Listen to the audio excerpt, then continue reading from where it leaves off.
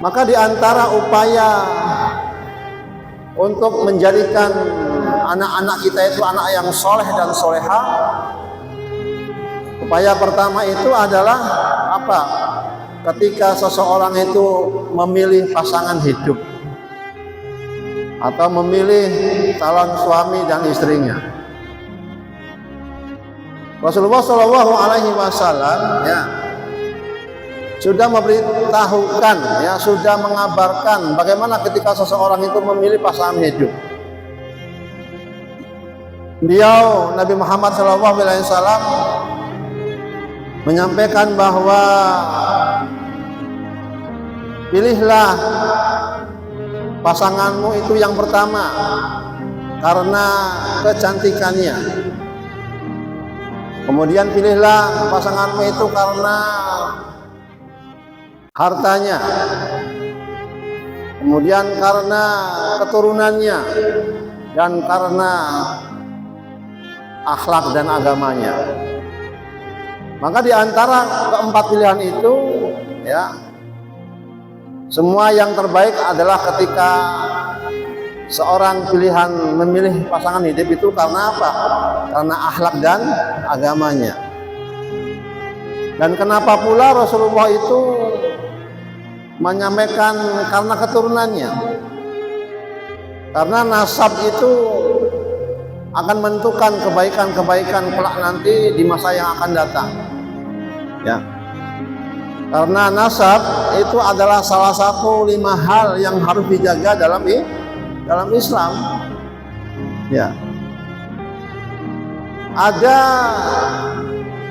kata atau kalimat li nasabiha li hasabiha. Kalau nasab itu siapa keturunan kamu. Nah, sedangkan hasab itu apa potensi dalam keluargamu. Yang hari ini nasab itu sudah tidak familiar lagi, orang membahas nasab atau keturunan itu. Dan ilmu nasab itu sudah hampir punah. Saya hari ini mungkin Ali Fikri bin Fulan itu sampai ke sana beberapa keturunan itu sudah tidak kenal. Apakah saya nyampe kepada keturunan Sunan Gunung Jati atau keturunan Joko Tingkir, kita nggak tahu. Tapi Islam menjaga nasab itu. Maka itulah yang harus kita kuatkan, bahwa dengan ilmu nasab itu ada potensi lihasabiha, yaitu kita akan melihat bagaimana potensi dalam keluarga itu.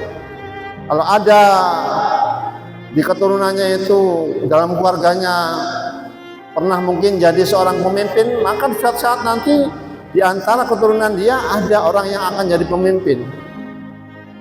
Ataupun ketika dilihat dari keturunan itu ada orang yang dalam keturunannya, dalam garis keturunannya itu dia orang yang faqih dalam agama atau dia seorang ulama, maka di antara keluarga itu pasti satu saat di mana zamannya pasti ada orang yang mengikuti daripada potensi keluarga besarnya itu. Maka disitulah pentingnya sebuah ilmu nasab dan lihasabiha dan ilmu tentang potensi dalam keluarga itu. Bapak Ibu hadirin yang dirahmati Allah Subhanahu wa taala. Lalu yang kedua, bagaimana ketika seseorang ingin menghadirkan keturunan yang bisa menyejukkan hati dan pandangan mata bagi dua orang tuanya? Maka potensi yang kedua itu adalah, atau langkah yang kedua itu ketika memberikan satu nama yang terbaik, yaitu nama-nama dalam Islam. Nama itu penting dalam Islam, Bu, ya. Jangan dikira ngarani uang paduan baik, jangan, Karena apa? Dalam Islam nama itu adalah sebuah doa atau harapan. Walaupun pujangga dari Eropa Shakespeare mengatakan What is name? Apa arti sebuah nama? Tapi dalam Islam, nama itu adalah harapan. Nama itu adalah doa. Yang doa itu adalah berharap anak-anaknya itu dengan memberikan nama yang terbaik, ya, dia akan menjadi orang yang baik dan bermanfaat bagi orang lain. Kalau seseorang menamai anaknya dengan nama Abdullah, ya, yang bermakna hamba Allah, ya tentu ini adalah nama yang baik. Seorang yang menghamba kepada Allah, bukan menghamba kepada selain Allah, ya. Atau nama Muhammad Soleh, tentu nama Muhammad hari ini yaitu adalah nama yang terbanyak di seluruh antero dunia, nama Muhammad Shallallahu Alaihi Wasallam. Ya, maka ketika dinamai Muhammad Soleh, tentu orang tuanya berharap apa? Menjadi anak yang soleh, yang bisa menyejukkan hati dan pandangan mata kedua orang tuanya. Ya zaman sudah berubah, ya, dan insya Allah Islam sudah tersebar ke seluruh antero dunia.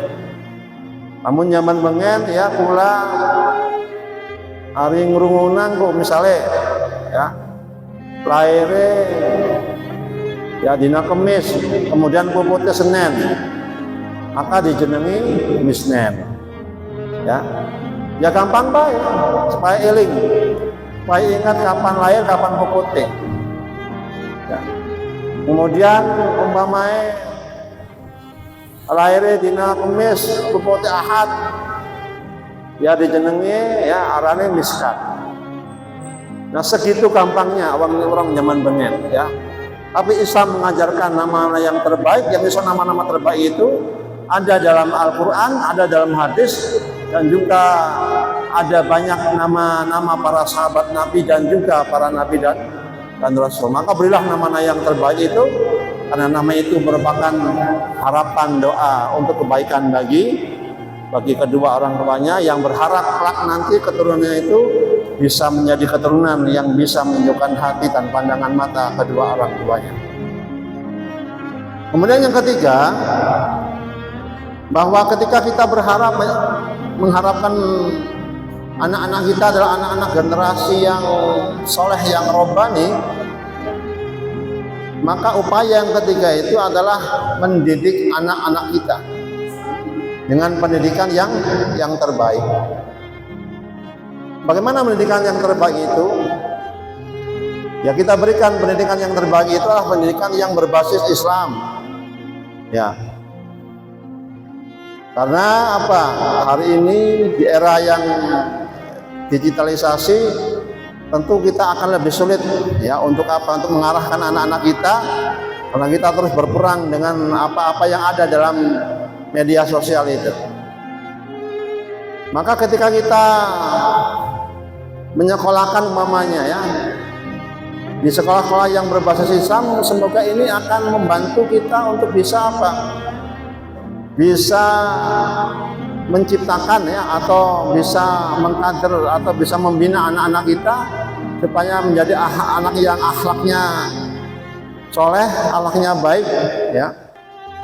Dan itu tentu yang membutuhkan apa? Semangat kita, tekad kita, keyakinan kita, yang tak terlepas juga dari apa? Masalah biaya. Dan itu adalah perjuangan orang tua untuk menghadirkan generasi yang robbani, yang berakhlak mulia, yang berakhlak Islami, dan insya Allah akan menjadi anak-anak yang soleh dan soleha. Dan itu salah satu perjuangan orang tua, waktunya, tenaganya, biayanya mungkin yang besar, ya. Karena memang, ya, ketika kita tidak memberikan yang terbaik buat anak kita, khawatir, ya, itu akan menjadi tanggung jawab kita nanti di akhirat. Dan semoga kita yang semua diberikan apa? Kesempatan, ya, untuk apa? Untuk senantiasa istiqomah dalam apa? Dalam membina dan mengarahkan anak-anak kita supaya menjadi anak-anak yang luar biasa ya, yang dalam pandangan Allah, yaitu anak-anak yang soleh dan soleha yang kelak akan bisa menjadi penerus sujud orang tuanya.